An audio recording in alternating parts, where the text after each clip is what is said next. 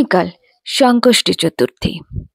এই সংকষ্টি চতুর্থীর দিন কিভাবে গণেশজির পূজা করলে আপনার জীবন থেকে সমস্ত সংকট দূর হবে জানতে হলে আমার চ্যানেলটাকে আপনাকে সাবস্ক্রাইব করতে হবে।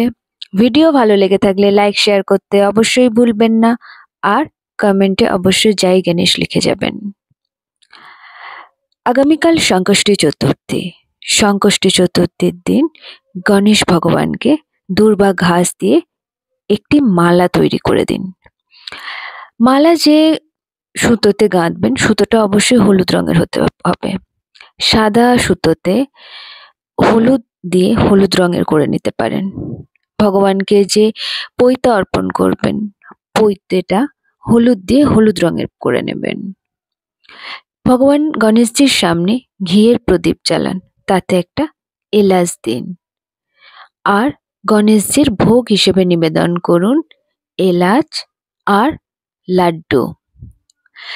গণেশ ভগবানের সামনে বসে আপনি গণেশ চালিসা পাঠ করুন আর ভগবানের কাছে প্রার্থনা করুন আপনার জীবন থেকে যেন খুব তাড়াতাড়ি বিঘ্ন দূর করে দেন।